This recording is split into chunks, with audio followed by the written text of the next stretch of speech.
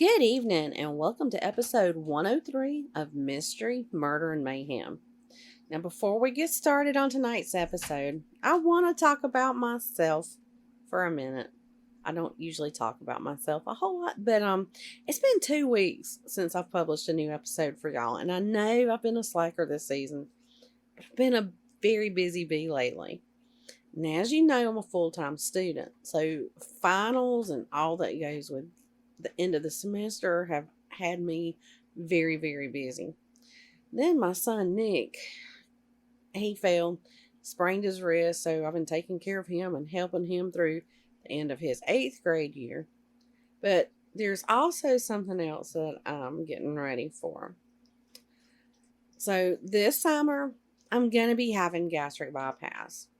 My surgeon is hoping for a date in July to have my surgery, but I'll know the date for sure in June. So next month I'll know. Now I've been going through all the pre-op preparation, like these education classes you have to do, and I've only got one more of those to do. I've had my psychological evaluation, and I passed that, and I know y'all are surprised, but I've also had my dietitian evaluation, and just this past Thursday, I had to have an EGD, and that's where it's a test where they knock you out, they run a light down your throat, and they check out your upper digestive tract, and they take a biopsy, and they do that so that they can check for that H. pylori bacteria. Now, if it comes back positive for that bacteria, I'll have to take a round of antibiotics. So all I have left to do now for my surgery is I got to go have my TSH blood work done. And I think that's for your thyroid. I believe that's right.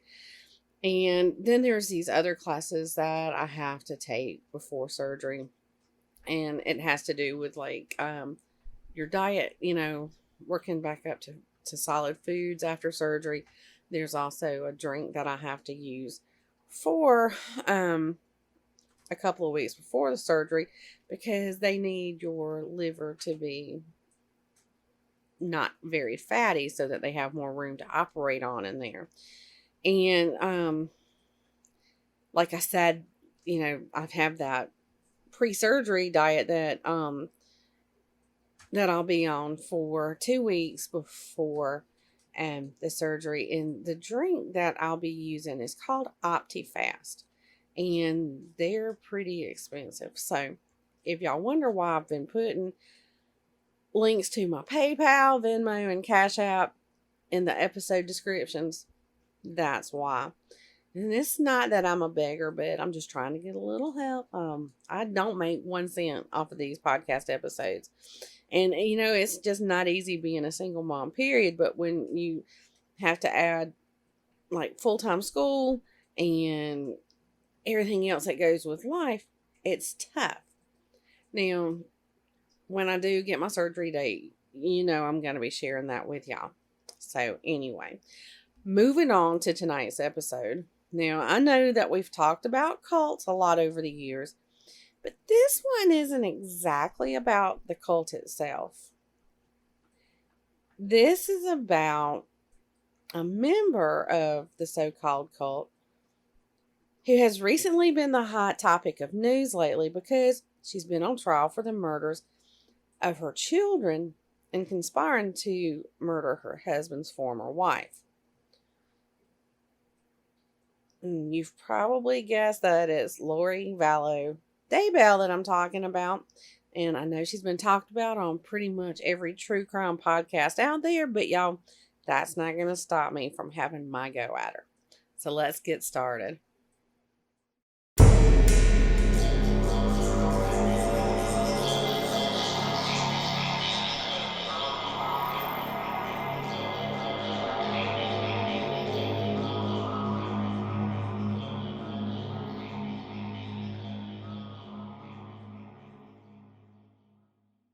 So before we get into talking about what she did, let's talk about who she is. Lori was born on June 26, 1973 to her parents Barry and Janice Lee Cox. and she was born in San Bernardino, California. When she was only 19 years old, she married her first husband. His name was Nelson Yanes. That marriage didn't last long, and it ended shortly afterwards in divorce. And then, when she was 22, she married her second husband, and from that marriage, she had a son named Colby in 1996. Well, this marriage ended in divorce, and shortly after that divorce, she married for the third time, and this would be Tylee's dad, Joseph Ryan Jr. Now, like I said, this would be Tylee's dad, but like the others, this marriage didn't last long, and the couple's divorce was finalized in 2005. Well, 2 years after that divorce, Lori's brother, Alex Cox, he attacked Joseph with a taser and threatened to murder him because he claimed that Joseph had been abusive to Lori and the kids. Well, it turns out that Joseph was found dead in his apartment when police came to check on him for a welfare check. Doctors ruled that his death was a heart attack. But who knows? Because, we found out a lot lately about Lori. But anyway, Lori was still listed when he died as his next of kin. And she was notified, but y'all get this, okay? No one ever came to claim his body, leading everyone to believe that she had not even told his family that he passed away. Well, in 2006, Lori married for the fourth time, and this would be where her last name of Vallow came in.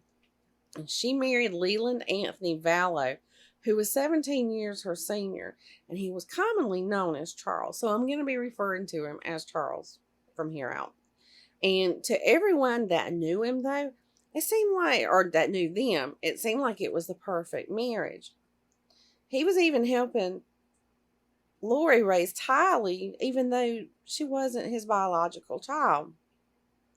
And in 2013, the couple adopted Charles's sister's grandson, JJ. Now, see, I didn't know until researching for this episode that JJ wasn't Lori's biological child. But anyway, Tylee was just absolutely thrilled that she was a big sister. She even jokingly told people that that was her little boy. She just loved him that much. Now, again, everyone who knew the family said that they were a little happy family and that Lori was super patient with JJ and she took care of all of his needs because JJ had autism. And the year after the couple adopted JJ, the family moved to Hawaii. So it sounds like everything was finally nice and cozy in Lori's world, but as we all know, I wouldn't be telling this story if it continued to be that way. No, because it soon took a very dark turn. Listen, I'm not going to tell you about a product unless it's something I love and I use it on a daily basis. And what I'm about to tell you about is one of those. Over the years, I packed on quite a few pounds from having babies, stress, eating for comfort, and now as a 51-year-old woman, hormones are not on my side at all. I had been seeing people on social media talking about Obvi. They were talking about how much weight they've lost and how they feel so much better. They had nothing but good things to say about it. Of course, I was skeptical, but you know what? I gave in and I gave it a try. And boy, am I glad that I did. Over the past 5 weeks since I started using it, I've lost 22 pounds. I haven't tried every single product that they have, but I have to say my favorite is the Collagenic Burn. 2 capsules at breakfast, another 2 at lunch, and I have energy for the entire day. And it's not that jittery energy and there's no crash when it's done doing its magic. And you experience that with a lot of products out there. Plus, my hair and nails are growing like crazy and my achy joints feel better each day. Your results may not be exactly the same as mine, but I encourage you to give it a try. Now, all you have to do is click the link in the episode description for my Avi, and then you can save 15% by using the promo code Mystery M. In 2015, while they were living in Hawaii, Lori discovered books, or a series of books, that were written by an author named Chad Daybell. And Chad lived in Rexburg, Idaho. Well, Mr. Daybell had written several fiction books about preparing for the end of the world, and Lori was just so engrossed by those books, and in turn, she was engrossed with that author of those books. And remember, at this time, she was still married to Charles Vallow, and actually, Chad Daybell was married to a nice woman named Tammy. And they had several kids also. Then sometime in 2018, Lori and Chad met in person. She was just so obsessed with Chad and his books that she just had to meet him. Now, by now, the Vallow family had moved back to Arizona, so she wasn't that far from Chad as she had been while she was living in Hawaii. And it just so happened that Chad was at an event called Preparing a People that Lori and her friend Melanie Gibb attended. Well, Preparing a People is an event by the LDS Church, and the title refers to getting ready for the second coming of Jesus. And when those two met, there was just this instant connection. And by the end of that weekend, y'all, get this, Chad had told Lori that the two of them had been married in 7 previous lifetimes. And after they went back to their own respective homes at the end of that weekend, the two began communicating privately. Now, several weeks after their initial meeting, Lori's husband Charles went out of town for business. So while he's away, Lori hosted an overnight get-together, and guess who was in attendance? If you said Chad Daybell, you're right. And along with Chad was her friend Melanie Gibb. And I don't know if others were in attendance. I couldn't get a whole lot of clarification on that part. But, Daybell he just happened to be in town because during the time that her husband was out of town for business, because he was scheduled to speak at another conference in the area. Well, sometime after, all this came to light, what had happened that I'm going to get to later, in her friend Melanie, she's been quoted as saying that she remembered Daybell showering Lori with tons of attention. And during that overnight get-together, she remembered Daybell telling them that he had lived 31 previous lives on different Earth-like planets. And he would refer to people as being either dark or light.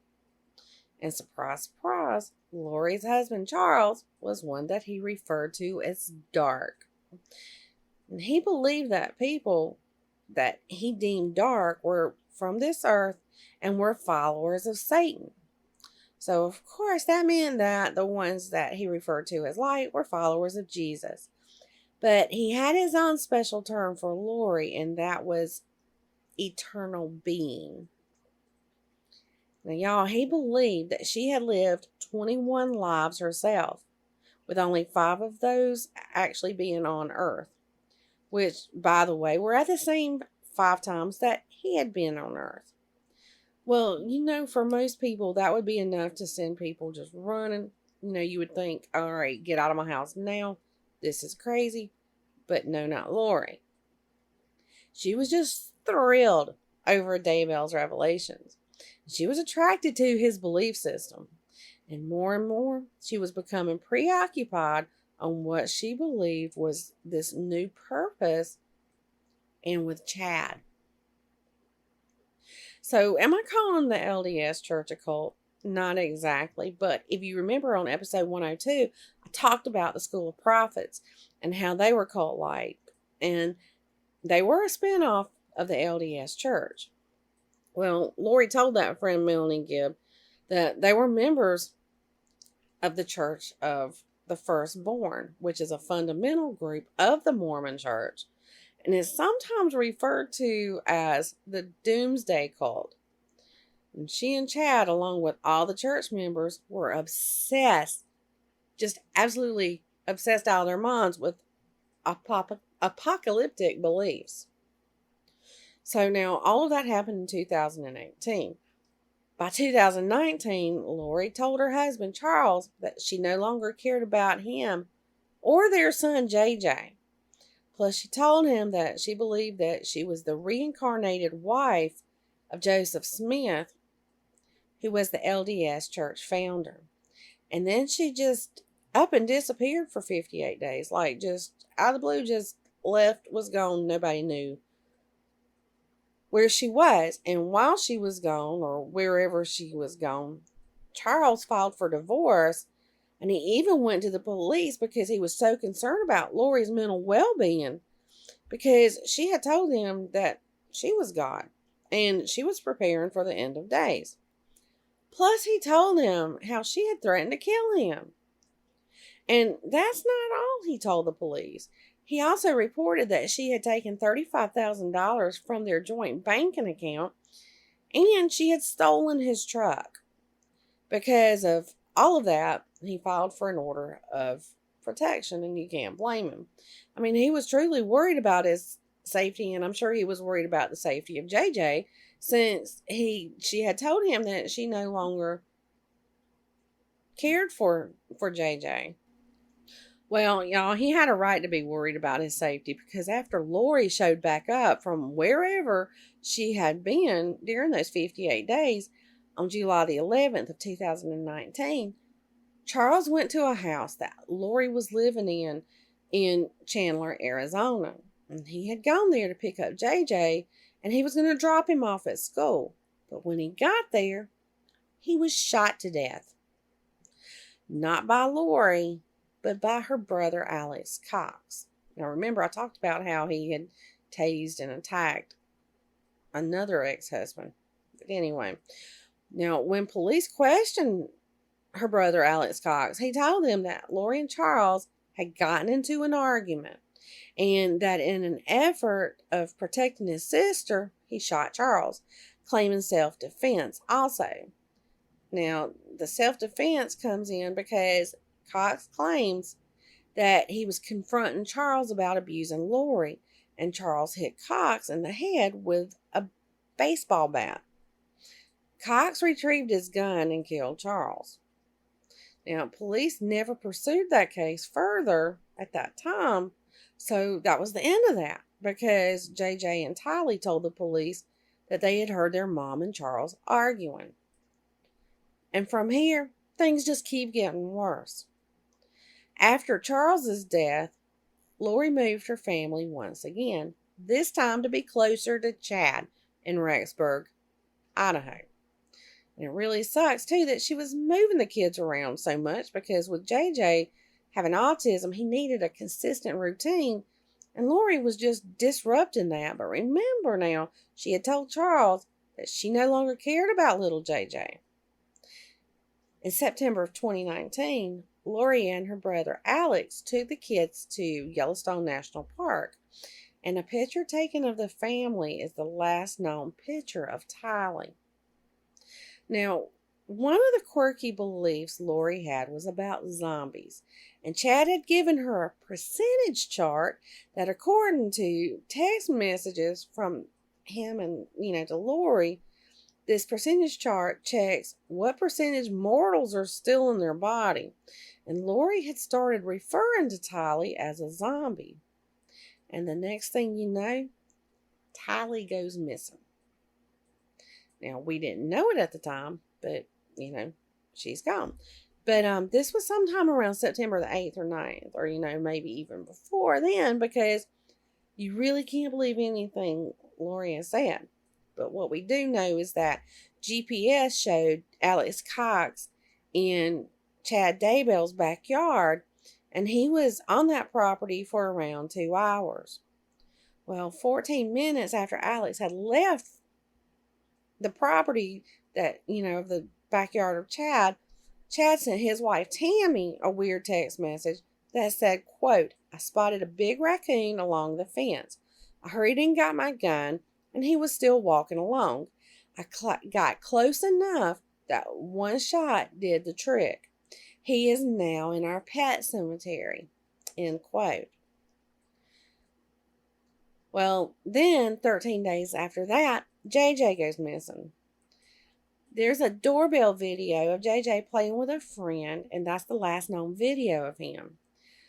Lori called JJ's school on September the 24th of 2019 to tell them that she was taking him out of the school so that she could be homeschooling him.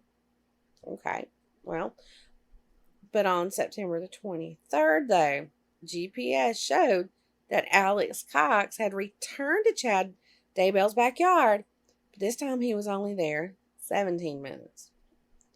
Now, another odd thing is that in October, and this was like nearly a month after Tylee had went missing, but anyway, there was 2 payments from Tylee's Venmo account that were sent to her older brother, Colby.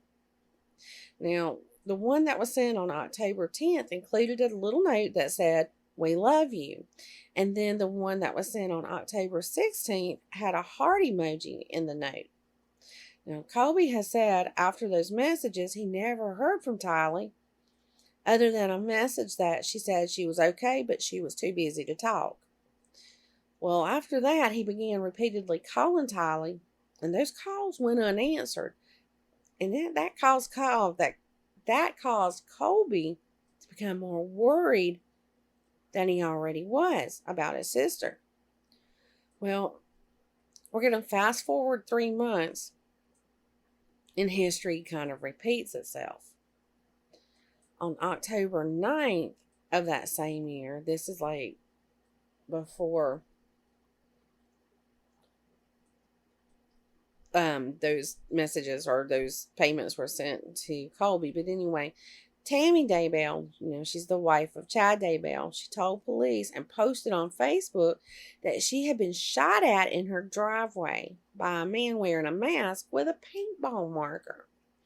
And the sheriff's office never found the person responsible for that. But 10 days after reporting that shooting, Tammy was found dead in the Daybell's home. Chad has said that the night before she died, she had went to bed with a really bad cough. Because of what he had said, which was backed up by his kids saying that Tammy had been sick, an autopsy wasn't immediately performed, and her cause of death was ruled as just being natural causes.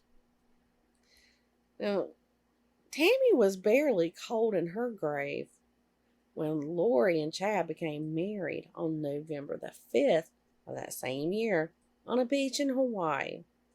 And just so you realize what is going on here, here's a quick recap, okay? Both Lori's and Chad's spouses had just passed away.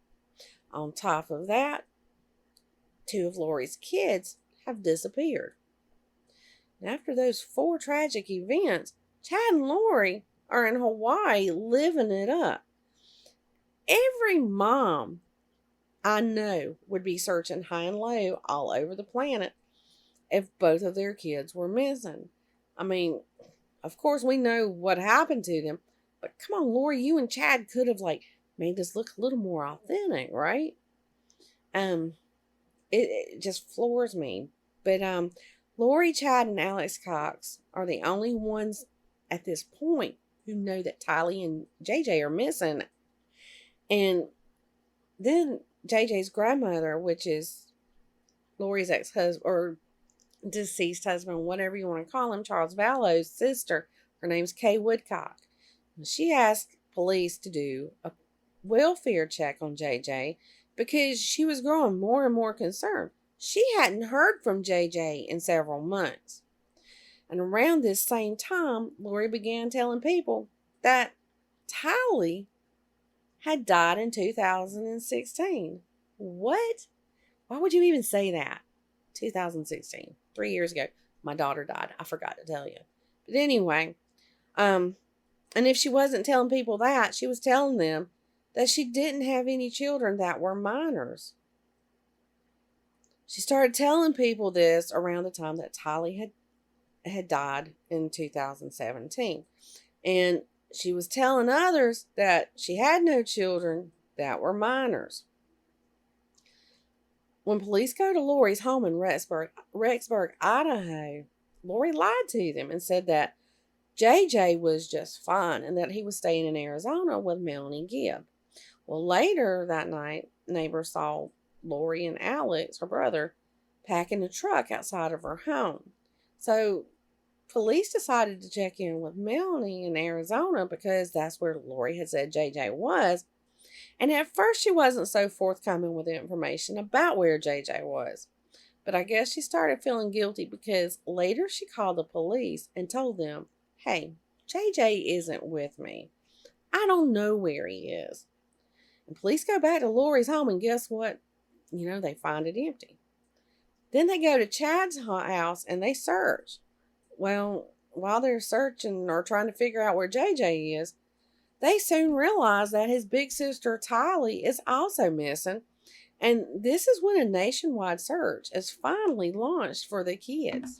During the searches and investigation, evidence is starting to be collected. Now, Colby and JJ's grandparents go on TV pleading for the Daybells to return the children. And soon they put up a $20,000 reward for information about where these kids are at. And investigators started realizing that one, JJ's and Tylee's lives are in danger, and two, the kids are not with Lori and Chad, but they believed that they knew where the kids were. At some point, it came to the attention of authorities that Lori was renting a storage locker. So they went to that to search it. And in it, they found things that either belonged to or were associated with JJ and Tylee, like clothes, bikes, photographs, that type of thing. Now, there was also video footage that they obtained from security cameras there at the location of that storage locker that showed Lori and Alex moving items in and out of that locker. Well, most parents would be out there helping search for their children, but did Lori and Chad help search for the kids? Nope. They went back to Hawaii, and again, they're just living it up. Who does this kind of thing? I mean, again, I know that they know that JJ and Tylee aren't going to be found, but damn, it just seems like they would have at least acted concerned or something. All of this was taking place in December of 2019. Not only was there a search going on for the kids, but Fremont County Sheriff's investigators were starting to get suspicious about Tammy's death. So they exhumed her body, but the results of the autopsy wouldn't be revealed to the public until just last month, like April 2023. And the prosecutor, in her opening statement of Lori's trial, revealed that Tammy Daybell had been choked to death by someone.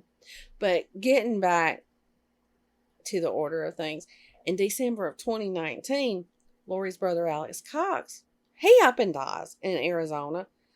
And his cause of death was also ruled as natural causes. To me, it just didn't seem like at this point with so many deaths, they would just not keep thinking something is suspicious. I don't know. I feel like there's nothing natural about the death of Alex Cox either, but that's just my feeling. Well, 2020 started for most of us with a pandemic. But for Lori, it also started with an order. On January the 25th, authorities served Lori with an order that required her to produce her children. But she didn't. She really wasn't talking much in those days to anyone, and the cops were getting very fed up. So on February 20th of 2020, police in Hawaii arrested her, and she was soon extradited to Idaho. Well, the charges that she were arrested on were 2 felony accounts of desertion and non-support of dependent children, and 3 misdemeanor charges of resisting or obstructing officers, criminal solicitation to commit a crime, and contempt of court. Well, everyone and their mama knew that Lori was a flight risk. So,